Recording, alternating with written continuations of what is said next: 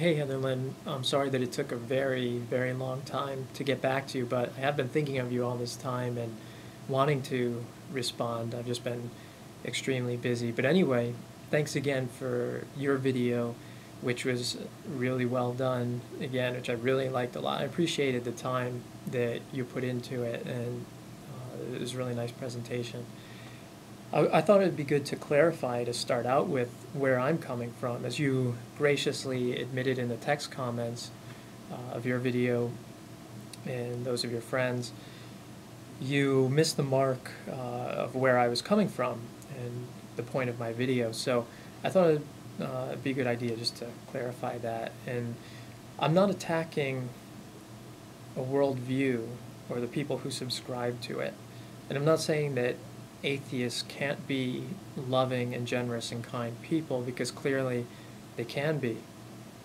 What I'm after is for people just to do an honest self-examination of their heart to see if their worldview is consistent with the things that they believe, in this case about love.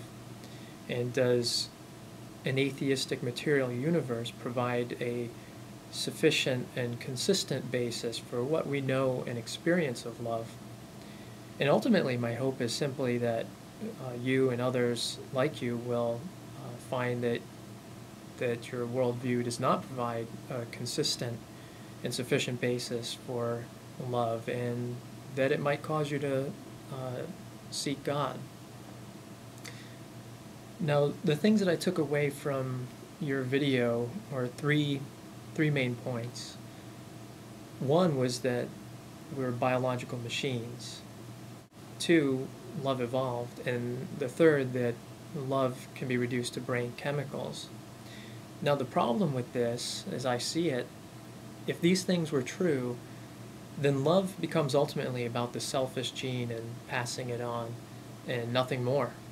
That's as profound as it gets. And to think that love has anything to do with anything more meaningful, noble, or virtuous than passing on your genes is, frankly, to fool yourself. And of course, in a strictly material universe, there is no self, just the illusion of self and consciousness created by brain chemicals reacting within us, which would be biological machines, in your view.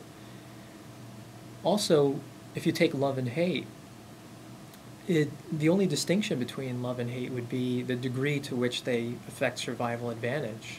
That'd be the only difference. One can't say that we ought to love and ought not to hate, or that love is right and hate is wrong. It would make no sense. There's just no foundation for saying such a thing in a materialistic, atheistic universe. All you can do to judge between love and hate is look at the effect they have on survival advantage.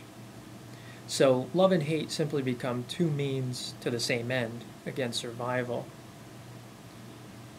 Now, I would like you to ask yourself, does passing on of genes, survival advantage, and this description of love have anything to do with what you know and experience about love? What you mean when you're talking about love? When you, for example, in your video, you called for a global love. Is this a call to pass on your genes? Is that what moves you to call people to a global love? When you say that you're moved by love in the arts and poetry and music and painting and drama, are you saying that you're moved by the prospect of gene replication and survival advantage? I don't think so, and I think you know that's not what moves you. So also ask yourself, does love as you know and experience and what really moves you, does it actually make more sense in the context of a universe of real conscious beings who desire and long for love and are moved by love because they were created to love and be loved by a loving God, and created to love and be loved by their neighbor?